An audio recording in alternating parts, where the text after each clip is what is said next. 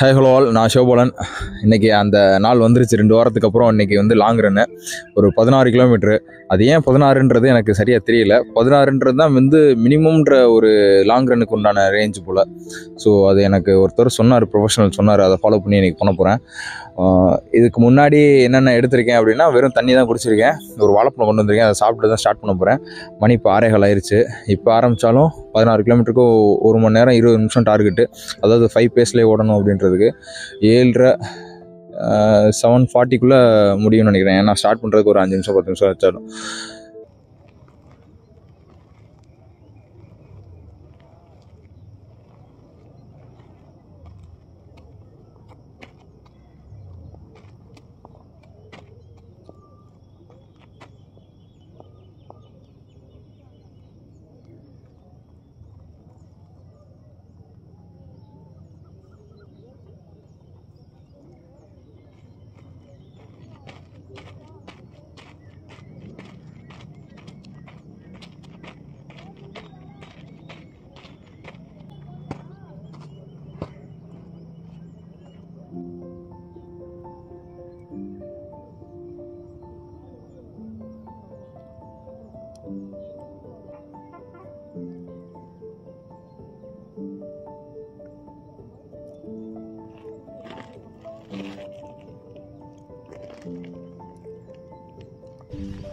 இப்போ எங்கே இருக்கேன் அப்படின்னா, எஸ்டிஐடி கிரவுண்டு சிவகங்கையில்.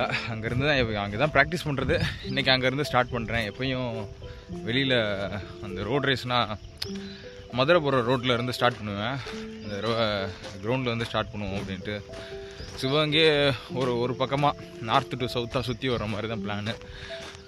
கையில் எப்போயுமே நமக்கு அனுமர் கஜ மாதிரி இந்த கேமரா ஒன்று எப்போயுமே இருக்குது. நடக்கிறதுக்கே மூச்சு வாங்குது. பதட்டத்துலன்னு நினைக்கிறேன். எதுக்கு பதட்டம்? அடிக்கடி போனது தான். இந்த டார்கெட் ஃபிக்ஸ் பண்ணி போகிறதுன்றதே, அதாவது முதலெல்லாம் வந்து இந்த டைம்ன்ற ஒரு கான்செப்டே எனக்கு கிடையாது. இவ்வளோ டயத்துக்குள்ளே முடிக்கணும் வைக்கணும். எனக்கு திருப்திக்கு நான் எவ்வளோ கிலோமீட்டர் மட்டும் ஃபிக்ஸ் பண்ணிவிட்டு அதை கம்ப்ளீட் பண்ணிவிட்டு நான் அவனுக்கு சந்தோஷமாக இருந்தேன். ஒரு சில ஆள் பேச்சை கேட்டு இந்த டைம்ன்ற ஒரு இதுக்குள்ளே போய் மாட்டி இந்த 2 மாதம்தான். அதுக்கப்புறம் இந்த ஸ்பீடு ஒர்க் அவுட் ப்ராக்டிஸை முதல்ல பாதியாக குறைக்கணும். ஏன்னா நமக்கு பிடிச்ச மாதிரி ரன் பண்ணணும். இந்த டயத்துக்குள்ளே ஓடுறோன்றதுக்குள்ளே மாட்டினதுனால தான் இவ்வளோ பிரச்சனையே.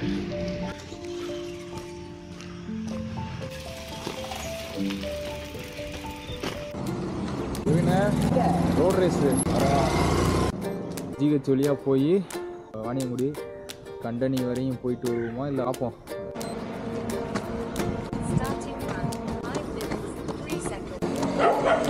இதுதான் நம்ம ஊரில் இருக்க லோக்கல் டான் மாதிரி தான். தூரத்தில் இருந்து கட்டிட்டு ஓடிடுவாங்க. 2 கிலோமீட்டர் வந்தாச்சு.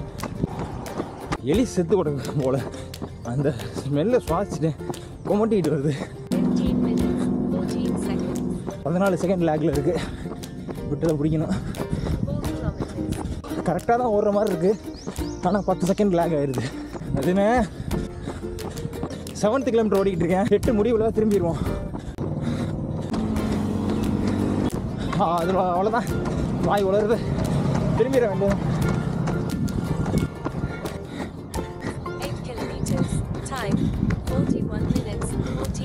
காத்தாடி முடியல. பேச நல்லா அடி வாங்கிடுச்சு. முடிச்சா போகுதுன்ற மாதிரி இருக்குது. முடியலடா சாமி. 12 கிலோமீட்டர் முடிஞ்சு. ஒரு 4 எப்படியாச்சும் போய் சேர்ந்துடணும்டா. அந்த ஆளா தெரியுது பாருங்க. 14 கிலோமீட்டர் கம்ப்ளீட் இருக்குது சைன் போர்டு. அதை தாண்டிட்டா 2 கிலோமீட்டர் தான். ஓடுறா மா மா. 1 கிலோமீட்டர் எவ்வளோ தூரம்? ஃபஸ்ட்டு 50.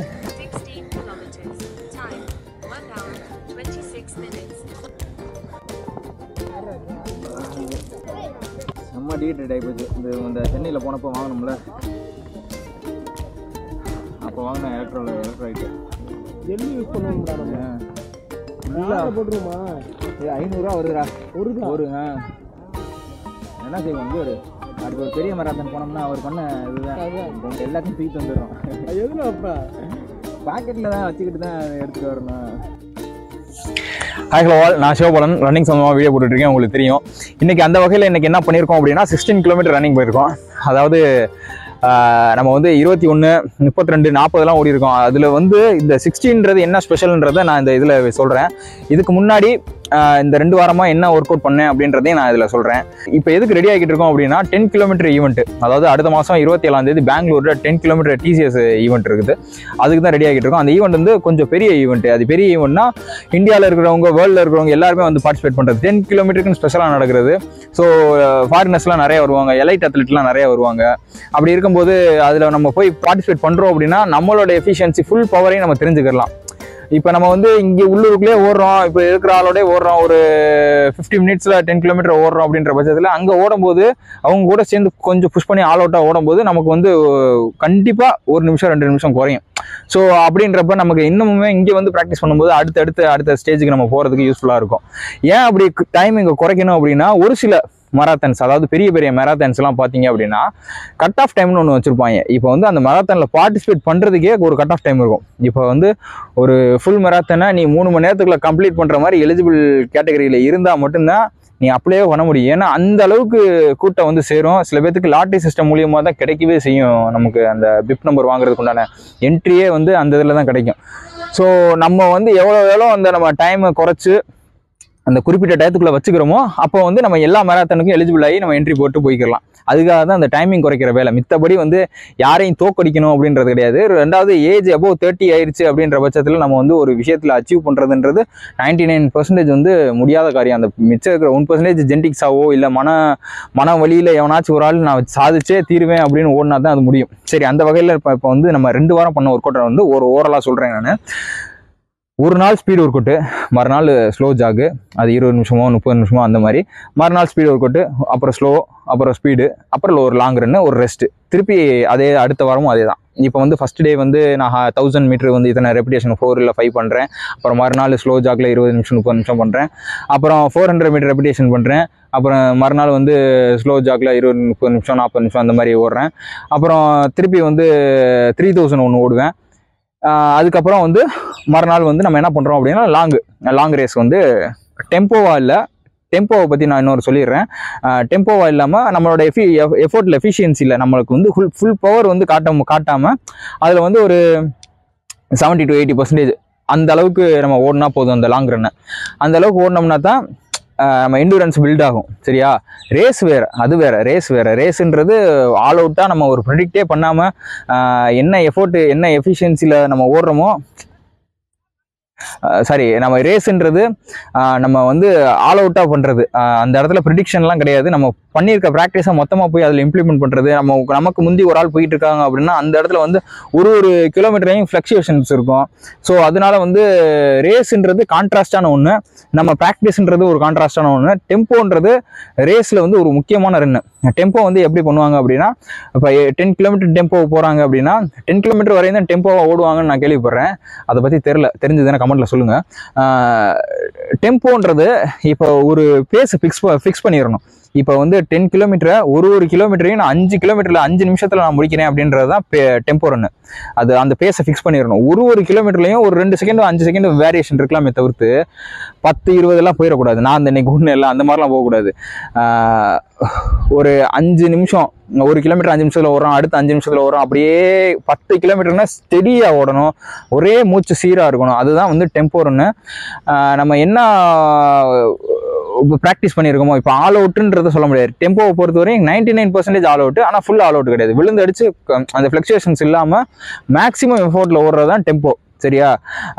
அந்த மாதிரி ஓடிடக்கூடாது லாங் ரேஸை. டெம்போக்குன்னு தனி ப்ராக்டிஸ் இருக்குது. சரியா? அது அப்போ ஓடலாம். டெம்போக்குன்னு நமக்கு வரப்போ நான் அதை சொல்கிறேன். நான் இன்றைக்கி வந்து லாங் டிஸ்டன்ஸில் 16 கிலோமீட்டர் எதுக்கு எக்ஸாக்டாக 16 ஓடுறாங்க அப்படின்றது எனக்கு ரீசன் தெரில. நானும் நிறைய பேர்ட்ட கேட்டேன், அதுவும் எனக்கு தெரியல. அது தெரிஞ்சுனாலும் உங்களுக்கு யாராச்சும் ப்ரொஃபஷனல் பார்க்குறீங்க அப்படின்னா எனக்கு கமெண்ட் பண்ணுங்கள். ஏன்னா இந்த 16 வச்சு தான் 10க்கும் யூஸ்ஃபுல்லாக இருக்கும், 21க்கும் யூஸ்ஃபுல்லாக இருக்கும், 21 கிலோமீட்டருக்கும் யூஸ்ஃபுல்லாக இருக்கும் அப்படின்னு சொல்கிறாங்க. ஸோ அதுக்கு தான் ஓகேவா? எனக்கு தெரிஞ்ச டீட்டெயிலாம் உங்களுக்கு ஷேர் பண்ணியிருக்கேன். ஆனால் அப்புறம் முக்கியமான விஷயம், இன்றைக்கி ரேஸ் ட்ராப் ஆனதுக்கு, அதாவது இன்றைக்கி இருக்க ரேஸோட டைமிங்கை போடுறேன். 1 மணி நேரம் 26 நிமிஷம் ஆயிருக்கு இந்த 16 கிலோமீட்டர் முடிக்கிறதுக்கு. ஃபஸ்ட்டு ஒரு 6-7 கிலோமீட்டர் வரையும் ஒரு 5-10 அந்த இதுக்குள்ளேயே நல்லா தான் போய்கிட்டு இருந்தது. அதுக்கப்புறம் சுத்தமாக டீஹைட்ரேட் ஆகி என்னன்னே தெரில, ரேஸ் நல்லா போகிற மாதிரி தான் இருந்தது, ஆனால் சுத்தமாக முடியலை, மூவ் பண்ணவே முடியலை. அதுக்கு மெயினான ரீசன் அப்படின்னு பார்த்தீங்க அப்படின்னா, நிறையா நாம் போன பிறகு தான் ஃபைண்ட் அவுட்டே பண்ண முடியும் என்ன ரீசன் இருக்குது அப்படின்றது. நேற்று நல்லா தான் தண்ணி குடித்தேன், அப்படி இருந்துமே டீஹைட்ரேஷன் ஓவர் ஆகி இன்ன வரையும் ஸ்வெட்டிங் அப்படி இருக்குது. இருங்க காட்டுறேன், இங்கே பாருங்க என்ன கலரில் இருந்தது, இப்போ என்ன கலரில் இருக்குது அப்படின்னு. இதுதான் பிரச்சனையாக இருக்குது. ஏன்னா டீஹைட்ரேஷன் ஃபஸ்ட்டு. ரெண்டாவது என் ஷூவை காட்டுறேன்.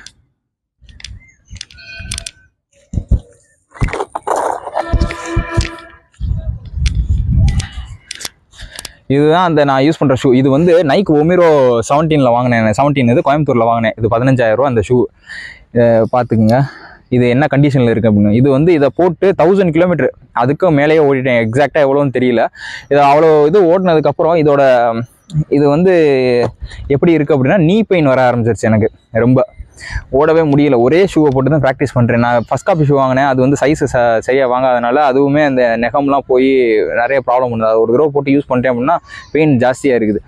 இப்போ ஷூவுமே அப்டேட் பண்ணணும். நான் எதுக்கு இன்வெஸ்ட் பண்ணாமல் இருக்கேன்னா, சில ஃபினான்ஷியல் ரீசன்ஸ்னால பண்ணலை. நான் பண்ணணும், அதுக்காக பார்த்துக்கிட்டு இருக்கேன். வாங்கினா 2 ஷூவாக வாங்கணும், ட்ரைனிங் ஒன்று, லாங் ரன்னுக்கு ஒன்று அப்படின்னு ஒரு ஐடியாவில் இருக்குது. இது ஒன்று, ஷூ ஒன்று, டீஹைட்ரேஷன் ஒன்று. என்ன தூக்கம், நான் கரெக்டாக ஒரு மணி வரையும் தூங்கினேன். 1 மணிக்கு அப்புறம் 1 மணி நேரத்துக்கு ஒரு தடவை முடிச்சு பார்த்துட்டு லாங் ரன் போகணும் அந்த அரிசியிலே சரியாக வந்து தூங்காது. ரெண்டாவது வந்து இந்த ஒரு வாரமாக வந்து காலையில் ரன்னிங்கு, அப்புறம் பாக்ஸிங்கு, காலையில் ரன்னிங்கு பாக்ஸிங், காலையில் ரன்னிங் பாக்ஸிங், ஈவினிங் ஜிம்மு. இப்போ வந்து நம்ம 3 ஸ்போர்ட்டை வந்து கலந்து மிக்ஸ் பண்ணி அடிக்கிறதுனால, பிச்சைக்காரன் இந்த இடத்துல இருக்க சோறு மாதிரி எல்லாத்தையும் போட்டு அடிக்கிறதுனால என்ன நம்ம உடம்பு அண்ணா விட்டுருனா அப்படின்ற மாதிரி கதறுது. அந்த ரீசனாக கூட இருக்கலாம். இந்த ரீசன்னாலலாம் வந்து எதை நம்ம மெயினாக ஃபோக்கஸ் பண்ணுறோமோ அதை அச்சீவ் பண்ண முடியல. எனக்கு அதை பற்றி கவலை கிடையாது. நான் ரேஸுக்குன்னு 1 மாதத்துக்கு 10 நாளைக்கு முன்னாடி வந்து பாக்ஸிங்கையும் சரி ஜிம்மையும் சரி மொத்தமாக நிப்பாட்டிட்டு ஃபுல் அண்ட் ஃபுல் வந்து ரன்னிங்கில் கான்சன்ட்ரேட் பண்ணி எனக்கு தேவையான அந்த 45 நிமிஷத்தை அச்சீவ் பண்ணால் போதுன்ற மாதிரி தான் இருக்கேன். அதுக்கு கீழே வந்தாலும் நல்லது, இல்லை அதுக்கு மேலே மட்டும் போயிடக்கூடாது. அதுக்குண்டான ஃபோக்கஸில் அதுக்கு முன்னாடியே ஓடி பார்த்துருவோம் எப்படி இருக்குது அப்படின்றத. அப்புறம் இன்றைக்கி ரன்னிங் போகும்போது என்னென்ன பிரச்சனைகள் ஆச்சு அப்படின்றதையும் சொல்கிறேன். போய்கிட்டே இருந்தேன்னா ஒரு 7வது 8வது கிலோமீட்டர் நினைக்கிறேன், சாரி 6வது கிலோமீட்டரில் ஒரு வேன் கார், அவர் வண்டியில் ஒரு ஹார்ன் வச்சுருக்காப்புல, பணம் கத்துது. அந்த ஆரன் எம்டி ரோடு, சிவகங்கையில் வந்து இந்த பைபாஸ் ஒன்று இருக்குது, அதில் ஆளே வரமாட்டாங்க, சும்மா எம்டியாக தான் இருக்கும். ஏன்னா அதில் ஒரே ஒரு மாடு, அது கூட்டமாக சின்ன கண்டுக்குட்டியோடு அப்படியே நடந்து போய்கிட்டு இருந்தது. இவன் இங்கேருந்து எம்டி ரோட்டில் என்ன மைண்டில் அடிக்கிறான்னே தெரில, அடிச்சுக்கிட்டே வர்றாப்புல. மாடு மிரண்டு போய் நான் ஓடிட்டு வரேன்ல என் பக்கத்து அப்படியே வருது. ஏன்னா அது அந்த இடத்துல வந்து சுத்தமாக அந்த இடத்துல வந்து ஃபுல்லாக அட்ரினலின் புஷ் ஆகி குபீர்னு வேர்த்து, ஏற்கனவே வேர்த்து ஊற்றிக்கிட்டு இருக்கு, முடியெல்லாம் நட்டுக்குச்சு, அந்த கூஸ் பம்ப்ஸ் அந்த இது புல்லரிச்சு. அதுக்கப்புறம் அவனை நான் திட்டி, அவன் என்னைய திட்டி அப்படின்ட்டு அது ஒரு மாதிரி போச்சு. ஒரு கிலோமீட்டர் வந்து மைண்ட் அப்செட்லேயே அப்படியே அதே இதுலேயே போனேன். நான் அவனை திட்ட, அவன் என்னைய திட்ட அப்படின்ட்டு அவன் நின்று திட்டிக்கிட்டே போனாப்புல, நானும் அப்படியே ஓடிக்கிட்டே திட்டிகிட்டே போக அப்படின்னு ஒரு ஃபன்னாக தான் இருந்துச்சு அது. அப்புறம் திருப்பி அப்புறம் வந்துட்டேன். இங்கேயுமே அதே மாதிரி தான். இந்த இடத்துல நான் கிட்டத்தட்ட ஒரு லாஸ்ட் 1 கிலோமீட்டர் இருக்கும்போது அதே மாதிரி தான் ஒரு லாரி கார், அந்த லாரி சவுண்டை கேட்டால் நார்மலாக இருக்கிறவனு கூட ஹார்ட் அட்டாக் வந்துடும் போல. ஒருத்தர் பைக் கார் போய்கிட்டு இருக்காரு, இவன் அடிக்கிற ஹார்னை கேட்டுட்டு அப்படியே இதுக்குள்ளே விட்றாரு. நான் ஓடிக்கிட்டு இருக்கேன், அது அப்படியே விட்டுட்டாரு உள்ளக்க. என்ன வயசான ஆள், கொஞ்சம் ஹார்ன் அடிக்கிற ஆள், கொஞ்சம் வண்டி ஓட்டுற ஆளுக்கு சொல்லுங்கள், இந்த மாதிரிலாம் பண்ணாதீங்க. வெளியில் ஒரு வயசான ஆளோ மித்தாலோ மாடு நாய் எல்லாம் பயந்து மிரண்டு அங்கிட்டு போகுது அப்படின்றது. நம்ம ஓடுறப்ப இந்த பிரச்சனையெல்லாம் இருக்கும், அதெல்லாம் பார்த்துக்குங்க. நாய்கள் மோஸ்ட்லி வந்து நம்மளை கடிக்க வராது, சும்மா அப்படியே குலைச்சிக்கிட்டே வரும், ஏதாச்சும் 1-2 வரும். அதை நீங்கள் வந்து கால்கிட்ட வந்துருச்சு அப்படின்னா டிஃபென்ஸுக்கு நீங்கள் அடிக்கிறதோ கல்லவுட்டு எறிகிறதோ என்னன்னாலும் பண்ணிக்கோங்க, உங்களை காப்பாற்றிக்கிறது பண்ணிக்கோங்க. மித்தபடி அந்த நாய் எதுவுமே வந்து போகிறப்ப குலைக்கிற நாயெல்லாம் எதுவும் வந்து கடிக்காது. ஸோ அதனால் அது பிரச்சனை கிடையாது. நான் டோட்டலாக ஆரம்பித்ததுலேருந்து முடிக்கிற வரை எங்கேயுமே தண்ணி குடிக்கல, எங்கேயுமே நிற்கலை.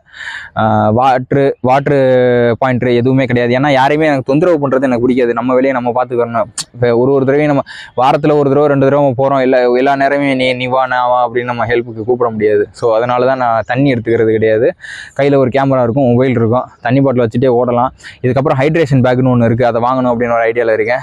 இதுக்குன்னு ஒரு பட்ஜெட் போட்டிருக்கேன். கிட்டத்தட்ட இப்போ ஃபோன் வாங்கணும், ஐஃபோன் ஒன்று வாங்கணும். இப்போ இந்த ஃபோனில் எடுக்கிறோம் அப்படின்னா ட்ரான்ஸ்ஃபர் பண்ணி எடிட் பண்ணுறதுக்குள்ள போதும் ஆகிப்போகுது. ஃபோன் வாங்கணும், ஷூ வாங்கணும். இந்த வாட்ச் இருக்குல்ல, இந்த வாட்ச் நான் நிறைய தடவை சொல்லிட்டேன். இந்த வாட்ச் வந்து ஒரு 430 ரூபாய்க்கு வாங்க, வெறும் டைமர் மட்டும் பண்ணிக்கலாம். இதில் வந்து 1 மணி நேரம் மட்டும்தான் நம்ம வந்து இது பண்ண முடியும். 1 மணி நேரத்துக்கு போயிருச்சுன்னா திருப்பி ரீசெட் ஆகி அந்த 1 நிமிஷம் 2 நிமிஷம் ஓட ஆரம்பிச்சிடும். ஸோ அது போக இப்போ இந்த வாட்ச் இல்லாமல் இப்போ நம்ம வந்து 20,000 ரூபா வாட்ச், ஜிபிஎஸ் இருக்கிற வாட்ச் வாங்கிட்டோம் அப்படின்னா ஃபோனை நம்ம ப்ளேஸ் பண்ணிவிட்டு வாட்சில் மட்டும் ட்ராக்கர் ஆன் பண்ணிவிட்டு, ஏன்னா நம்ம வெறும் கையிலேயே அப்படியே ஃப்ரீ மூமெண்ட்டில் நம்ம வந்து நம்மளோட ஆம் ஆக்ஷன் வந்து சூப்பராக இருக்கும். 2வது இந்த கேமரா வந்து தலையில் மாட்டுற மாதிரியோ இல்லை செஸ்ட்டில் மாட்டுற மாதிரியோ ஏதாச்சும் ஒன்று, இந்த கோப்ரோ அந்த மாதிரி மாடல் ஏதாச்சும் வாங்கலாம். இல்லைன்னா இந்த 360 வந்து தலையில் இந்த மாதிரி மேலே இப்படி நட்டுக்கிட்டு வச்சுக்கிற மாதிரி ஏதாச்சும் ஒரு ஐடியா பண்ணி அதை மாற்றணும். அப்புறம் வேறு என்ன இருக்குது, ஹைட்ரேஷன் பேக், லாங் டிஸ்டன்ஸ் போகிறதுக்கு ஹைட்ரேஷன் பேக் ஒன்று வாங்கணும், ஷூ வாங்கணும். ஏன்னா இதெல்லாம் ஒரு 1.5 லட்ச ரூபா வருது. ரெடி பண்ணிக்கிட்டு இருக்கேன். பண்ணிவிட்டு கொஞ்சம் சேனல்லையும் கொஞ்சம் அப்டேட் பண்ணுவோம் அப்படின்ற ஒரு ஐடியாவில் இருக்கேன்.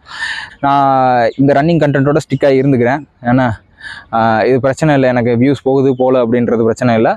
இதை வந்து எனக்கு என்ன பொட்டன்ஷியல் எனக்கு தெரியுதோ, எனக்கு என்ன இருக்கோ அதை நான் உங்களுக்கு ப்ரெசென்ட் பண்ணுறேன். நான் இன்றைக்கி இதுதான் நடந்தது. ஏன்னா 16 கிலோமீட்டருன்றது நம்ம 21க்கும் சரி 10க்கும் சரி இதுதான் ஒரு ஃபார்முலா. உங்களுக்கு தேவைப்பட்டால் இதை ஃபாலோ பண்ணி நீங்கள் யூஸ் பண்ணிக்கோங்க.